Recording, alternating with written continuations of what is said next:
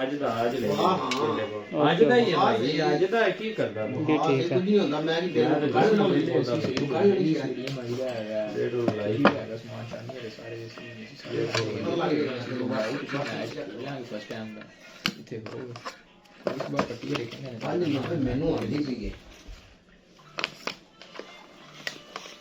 ਅੱਜ ਦਾ ਬਿੱਲ ਹੈ ਅੱਜ ਮੈਂ ਤਾਜੀ ਨਹੀਂ ਲੈਣੀ ਤਾਂ ਮੈਂ ਵੇਚਣਾ ਲੈਂਦਾ ਇਹਦੇ ਵੇਖਦਾ ਜਿੰਦਾ ਆਉਂਦੇ ਨੇ ਲੈ ਕੇ ਨਹੀਂ ਮਿਲਦੇ ਸਹੀ ਖਾਤੀ ਯਾਰ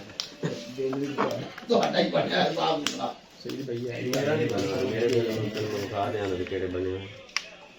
ਹਾਲੇ ਮੈਨੂੰ ਬਾਅਦ ਰੇਟ ਲਾਇਆ ਲੇਕਿਨ ਮੈਂ ਆਖਿਆ ਵੀ ਚੱਲ ਖੈਰ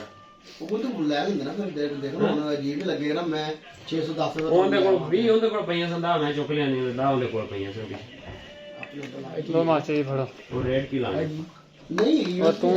ਮੂੰਹ ਬਣਾਈ ਜਾਣਾ ਅਸੀਂ ਉਹਨੂੰ ਦਿੱਤੀ ਆ ਬਿਊਟ ਤੇ ਤੂੰ ਇਹ ਬਣਾਈ ਨਾ ਕਿਹਾ ਕਿ ਬਾਕੀਆਂ ਨੂੰ ਤਾਂ ਦੇਣਾ ਅਸੀਂ ਤਾਂ ਤੇਰੇ ਠੀਕ ਹੈ ਉਹ ਤਾਂ ਇਸ਼ਾਰਾ ਕਰਦੇ ਠੀਕ ਓਕੇ ਦਾ ਨਹੀਂ ਡੇਲੀ ਚ ਦੇਣਾ ਮੈਂ 7.5